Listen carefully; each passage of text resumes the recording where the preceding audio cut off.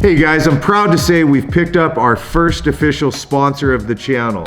This is a really cool company called Nezumi Studios that makes these wonderful watches, very mechanical, very cool designs, made by car guys, for car guys. We're putting a link up here, and there's also a link down in the description that'll take you directly to their website. Would love you to support what they do as they're supporting what we do. And here we go with today's episode.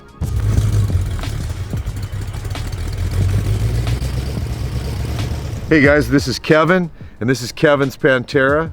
So, number one, what year is it? It's a 1972 Di Tommaso Pantera. It was a joint effort between Di Tommaso and Ford in 71 to 74, and sold them through the Lincoln Mercury dealers. So these were right alongside the Cougars and the big town cars, and you can imagine what people thought when they walked in the door. I graduated high school in 1972. The rich kid in town had a brand new one, a yellow one, and we took a ride in that, and it was like heaven on earth. That was it. Yeah. I loved it. It was like a rocket ship.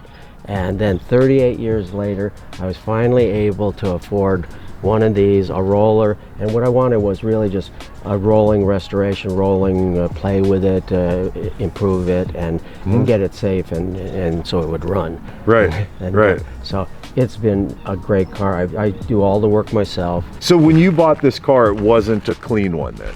Well, it depends on what you mean by clean. Okay. What it was I wanted a good, solid California car. Any Italian cars, they were known for rust, but it was most important for me to get a good, solid one, a good California car. Right. And that's what this is. And it actually almost had a matte finish to it. It was so dull, and I kept looking at it, and I thought, wow, that's an old lacquer paint job. So the sides are still the same, that old paint, but the roof especially was almost like chalk. Yeah. And so I thought, I got to make it look a little bit better. So yeah, I did it in my own garage at home. And he made a paint booth in his garage, you guys. For any of you that are griping that you can't get it done, yeah, you actually can. You can get it done. Now, what did you say the color was? It's a Porsche color? Yeah, it's actually Porsche Petrol Blue Metallic. I think they only had it for 3 years, 78, 79, 80. Got it. These cars came stock with a 351. Is it a Cleveland? Yeah, it's a Cleveland. Yeah. Yeah, yeah. They came with a, just like what the Mustangs had in that, that year. Right. I think this one was rated at 330 horsepower. And the ZF transaxle. Right. My understanding is those are the ones that actually came in the GT40s, but they actually flip them upside down to gain clearance on these Panteras, which is an odd thing. And the interesting thing about it is it's a 5-speed, but it's actually almost like a 3-speed double overdrive. Third gear is I think 1.05, and then it goes into overdrive and overdrive again. Got it. Okay. So, yeah. Now, are these stock wheels for this car? No, what these are BBS. They are. Okay. Yeah. And but then the center cap is the Pantera center cap. Center cap with the logo. Got it. The ISIS logo. Okay. The wheels look great on here. They look awesome. Yes, and they are super light. It's amazing. When I pull off the back tires, it's like I'm expecting to have to yank, and it's like, geez. And especially the front, you can just they're so light. Great. I noticed the Ghia logo here. So I know the Karmann Ghia, obviously, the Volkswagen as a kid. I remember that car. Is Ghia the coach builder for this car? Yes. Actually, I never knew that. Yep. Pantera was designed by Tom Charda. He was a young American, and he was working for Ghia, their design house. He designed this, so it's Di Tommaso Pantera by Ghia, really.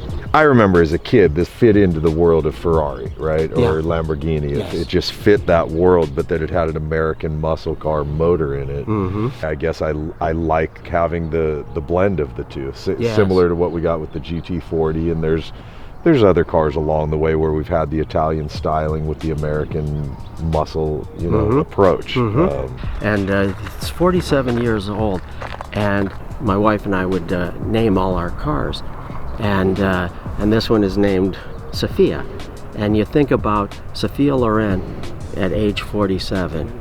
She was still absolutely gorgeous. Absolutely. And that's the way I view this. But the thing about the Pantera is they are perfectly imperfect. Yeah. I just absolutely love that. That's a character that it allows you, it forces you to be involved. Now, you got this car, was it 2010 you said? Yeah, it was So you've had August it 9 of years. 2010, yep. Got it, okay. And they've sure come up in value, haven't they? Yeah, they all of a sudden popped up in value. You know, I didn't like it because I bought this out of love. Yeah. You know, like I'm a car guy. Yeah. And then I found us talking about values of cars. Yeah. And it's like, oh no, please, let's not go in that direction. Yeah. Because then people are not going to want to drive them, and they're going to see fewer and fewer. Yep. And no, I'd rather just enjoy it. Enjoy it. Yeah. Absolutely. Yep. Absolutely. It was funny, you guys. Getting in the cockpit here is it's a tight one. I'll show you. But here's something that I found very interesting. The seat belt. But you actually do have a shoulder harness. But look at this. Now it separates, right? Which it does pretty easily without you even trying, actually. It's just fun, like, to see the old technology, how much it's changed over time, and then how there's some things that really haven't changed at all. Absolutely, you know, and I think it's one of those rare cars that's aged well. You know what I mean? It doesn't, it's not a dated looking car. I mean, it still looks fairly relevant to the day, to this day and age. Yep. It truly does. And it's surprising, a lot of people know what it is. And then other people would say, oh wow, is that a Lamborghini? And I say, yeah, I wish it was. You know? Right? Then I'd be rich. Probably throw an extra $100,000 in value in there or more. Yeah, more. Yeah, especially if it's a Miura. If you guys haven't seen inside, I mean, that's how much space you get back here. So when you want to adjust the carburetor, you actually just kind of just climb right in and... Do you really? Oh yeah. And then of course the tools you need are still back over on the bench. God, there's just... So there's a lot of, well, cussing like a drunken sailor. Now, is the body glass? No, this is... It's a metal body, right? Yeah, it's a metal body. These things are Monaco construction, so they're actually like a race car. Yeah. So I assume it's a 4-barrel carburetor?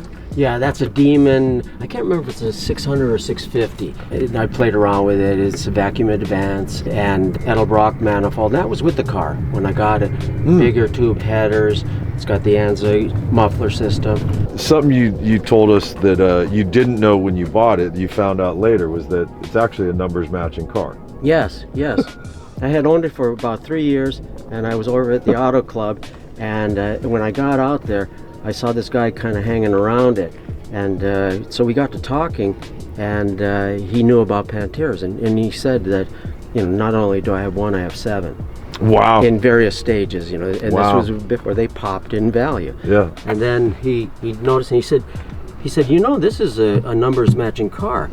I said, what do you mean? And he said, you see that number here on this tag? Then you look at here on the block pad. And it was like, son of a gun.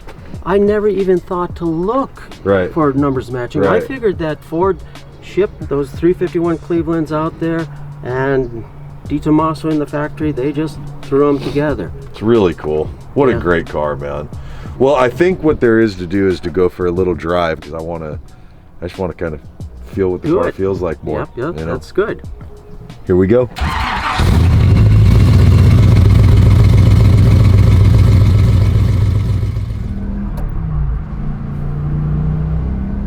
This is just so cool to get to drive this car. It's funny, it's not massive power. It's really not. It seems like very balanced. I mean, mid 300 horsepower. Here's the thing that was shocking to me was you told me the weight of this car. Yeah, it's heavier than you would think. I would have assumed this car was like high 2000s. That's what I thought. I thought it would be 2800, and everything I read about it is 31, high 31, mid 31, or 3200. And I think it's because of the, you know, the monocoque construction. There's a lot of braces and everything on this thing. God, that gated shift is It's funny, I know if I didn't look at it and just shift the car, it's yeah. going to be fine, but there's something mental that happens about a gated shifter. I always do. I'm always looking down. It just makes me look and go, I just want to make sure I'm getting it. Yep. So, a couple things we didn't talk about when we were doing the interview that I think are important for everyone to know. That back tire is definitely not the stock tire size. Yeah, the tires are Michelin Pilot. They're 335, 3517. That's a meaty back tire. Oh, absolutely. And it made a huge difference. The thing that made the biggest difference on this, I rebuilt the suspension and put Alden coilovers on it. So I could play around with the height and everything. And that made a huge difference. Now, is the exhaust on this car stock? It's got big tube headers, and those are ANZA mufflers, and I believe they did come with ANZAs. Okay. So they're it's pretty much stock, but the big tube headers actually make it bounce more resonating, you know. Yeah, I just can't believe I'm sure you've had this experience before. Cars you've looked at your whole life that you've dreamt about, that the first time you sit in the driver's seat. Oh, absolutely.